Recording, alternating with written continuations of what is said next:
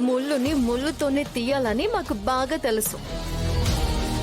నీలాంటి దాన్ని చావు దెబ్బ కొట్టడానికి ఇదే సరైన పద్ధతి.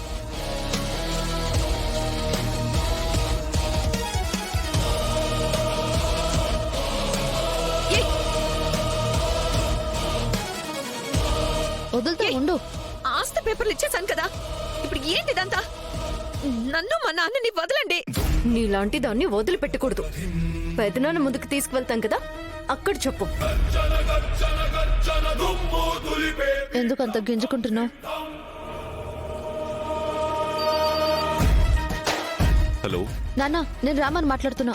చెప్పమ్మా. ఆ రోజు ఆద్యని కిడ్నాప్ చేసి చంపాలని చూసింది ఎవరని అడిగావు కదా? అవునమ్మా.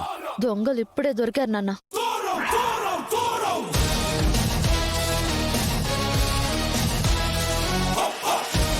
నేరుగా ఇంటికి తీసుకొచ్చి నీ ముందు నిలబెడతాను. ఆ నకిలీ పోలీసుల వెనకుండి కథంతా నడిపించింది వాళ్లేనా? హ, అవును నాన్న. ఏమండి ఏమండి, రామా, ఎవరు ఎవరు రామా వాళ్ళు? రాత్రి అని కూడా చూడకుండా మగాళ్ళు లేని టైం చూసి ఆడపిల్లని ఇంట్లోంచి తీసుకెళ్లారు. మేమంతా ఎంత భయపడ్డామో తెలుసా? ఎవరు ఎవరు వాళ్ళు? మనకు తెలిసిన వాళ్ళేనా?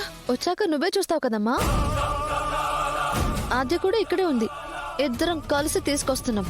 సరే, త్వరగా తీసుకురండమ్మా. అలాగే నాన్న. వాళ్ళ సంగతి నేను చూసుకుంటాను.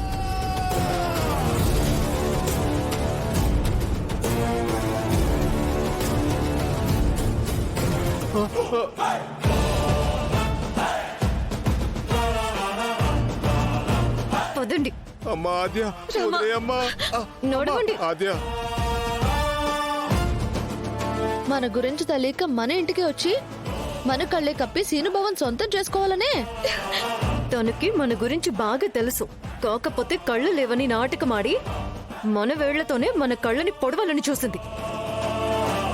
ఇప్పుడు ప్లాను ఫెయిల్ అయింది. నడవండి.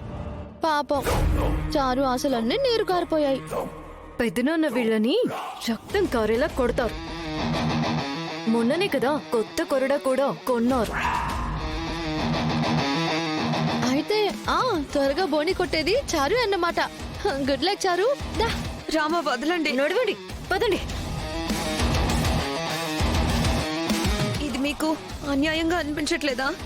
మీరు కోరుకున్న ఆస్తి మీకు దక్కేలా చేశాను.